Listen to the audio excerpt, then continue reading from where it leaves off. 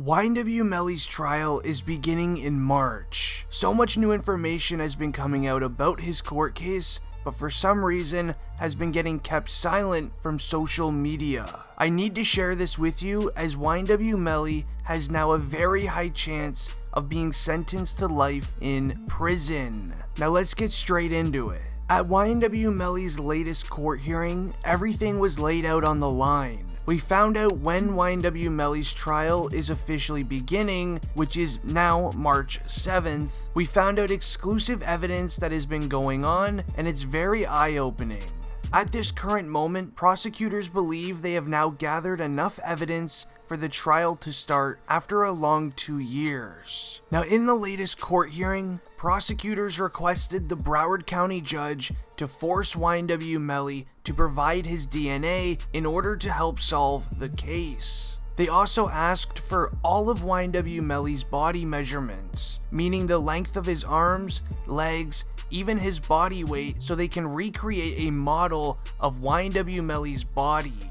They want to use this to recreate the scene on what they believe happened the day Sack Chaser and Juvie sadly passed. Melly and his lawyers agreed to the prosecutor's terms. In return, Melly would like to have what's called a speedy trial. This means that the court date March 7th will not be able to be pushed back or delayed for any period of time. YNW Melly and his lawyers know it's taken law enforcement years to find any sort of evidence on the rapper, and who's to say they don't try to delay it even further when the trial is about to start. If a speedy trial is accepted in court, prosecutors will not be able to push back the trial, or else YNW Melly will be released from jail with all charges dropped under the Florida law. But while in the latest court hearing, a majority of the evidence going against YNW Melly on March 7th was showcased. Now in this photo,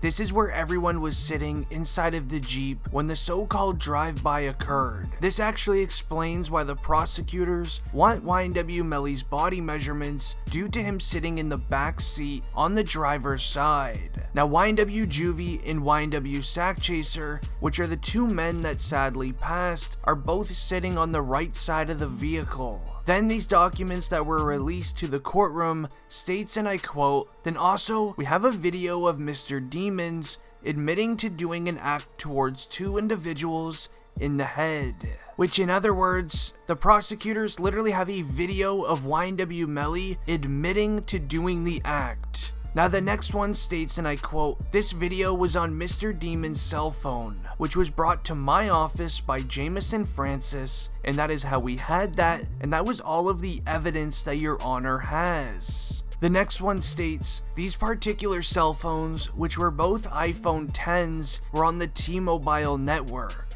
So T-Mobile has a very interesting feature where it will tell you the environment the cell phone is in. So from these cell phone records, I can tell you the exact moment Demons got out of the car and staged the drive-by location. Now these two pieces of evidence is huge. YNW Melly's cell phone, which he has been carrying around even during the incident, was being held by his manager, 100K Management. Law enforcement was having a very hard time gathering evidence on this court case, so they ended up putting out a warrant for YNW Melly's cell phone, kinda as a Hail Mary type play, just to see if they can find anything like he texted a friend, or even in this case, recorded a video of himself admitting to doing it. Now this is going to be very hard evidence to beat, and it's probably going to make it have a very high chance YNW Melly will get sentenced to life in prison. The next piece of evidence, which was also in the vehicle where YNW Melly allegedly did the act towards two individuals, there was a piece of evidence left in the car being a yellow jacket. This yellow jacket was analyzed by the Broward Sheriff's Office's crime